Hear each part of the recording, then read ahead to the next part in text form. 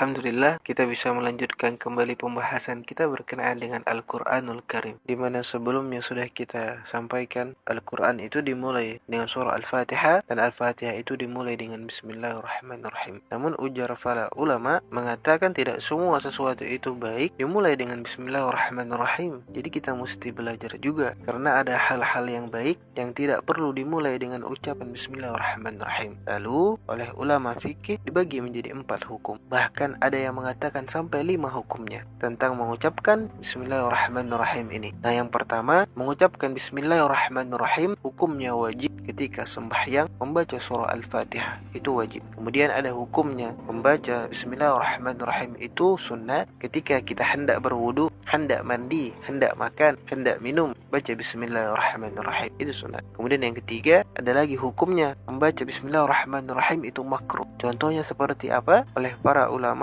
fikih dicontohkan seperti orang yang hendak melihat kemaluannya sendiri. Jadi kalau kita hendak melihat kemaluan kita sendiri membaca Bismillahirrahmanirrahim, nah itu hukumnya makruh. Kenapa? Karena itu tidak termasuk daripada perkara yang mulia. Kullu zibarin, bukan perkara yang mulia. Kemudian yang keempat, perihal hukumnya, ada lagi yang membaca Bismillahirrahmanirrahim itu hukumnya haram. Seperti apa? Seperti orang-orang yang ingin melakukan perbuatan-perbuatan dosa, seperti orang yang hendak minum arak baca bismillah, orang yang hendak berzina, orang yang hendak mencuri, orang yang hendak berjudi kemudian dia baca bismillah, maka hukumnya haram. Karena hal-hal yang demikian itu tidak pantas diawali dengan ucapan bismillah, bukan malah mengurangi dosa, malah menambah dosa. Kemudian Bismillahirrahmanirrahim ini apabila dalam keadaan tertentu bisa dirubah Ar-Rahman Ar-Rahimnya, tapi bismillahnya tetap, sehingga menyesuaikan dalam keadaan-keadaan yang kita hadapi. Contohnya kita hendak masuk dalam jamban, tidak lagi pakai Bismillahirrahmanirrahim. Apa bacanya? Bismillah, Allahumma inni a'udzubika minal khubuthi wal khaba'ith. Jadi jangan lagi kita pakai Bismillahirrahmanirrahim, karena sunnahnya mengatakan Bismillah, Allahumma inni a'udzubika minal khubuthi wal khaba'ith. Dengan nama Allah, aku berlindung kepada Allah daripada setan laki-laki dan setan perempuan. Nah, baru kita masuk ke dalam jamban bismillah. Jadi apa gunanya kita mengucapkan bismillah tadi ketika kita hendak masuk ke dalam jamban? Sehingga dijelaskan oleh Al-Imam Ali bin Abi Thalib radhiyallahu anhu wa karramallahu wajhah, mengatakan pendinding antara syaitan jin dengan aurat kita adalah bismillah itu. Karena syaitan ini ada laki-laki dan ada perempuan. Nah, kalau kita masuk ke dalam jamban tidak pakai bismillah dan doa tadi, maka syaitan laki-laki dan syaitan perempuan akan tertawa. Kenapa? Karena mereka melihat aurat kita. Sehingga ujar daripada Sayyidina Ali, pelindung daripada mata-mata syaitan dengan aurat kita ketika kita hendak masuk ke dalam jamban ialah dengan ucapan bismillah dan doa tadi. Nah, kalau kita tidak hafal doanya, contohnya baca bismillah sahaja pun sudah cukup. Dan ada pun lagi ketika suami istri hendak bersetubuh, maka disunatkan oleh agama yang diajarkan oleh baginda Rasulullah, kita membaca bismillah, Allahumma jannibna syaitan wa jannibni syaitana ma razaqtana. Nah, ini dinamakan sunnah kifayah. Kalau laki-laki sudah membaca, contohnya, perempuan tidak membaca pun tidak apa-apa. Kalau kedua-duanya membaca pun tidak apa-apa. Cuman tidak membaca pakai bismillahirrahmanirrahim, pakai bismillahnya sahaja. Kemudian disambungkan dengan keadaan-keadaan tertentu pada saat itu. Nah, apa gunanya orang yang hendak bersetubuh itu membaca bismillah dan kemudian melanjutkan doa tadi? Hadis baginda Rasulullah mengatakan, yang ditafsirkan oleh para ulama, yang pertama, gunanya kalau orang bersetubuh itu membaca bismillah dan doanya sampai habis tadi, maka ia terhindar daripada syaitan. Karena syaitan itu kalau kita hendak berhubungan dengan istri, syaitan itu duduk di ujung kemaluan kita. Nah, jadi andai kata menjadi anak, maka ini anak nantinya ada saham daripada syaitan. Makanya jangan kita lupa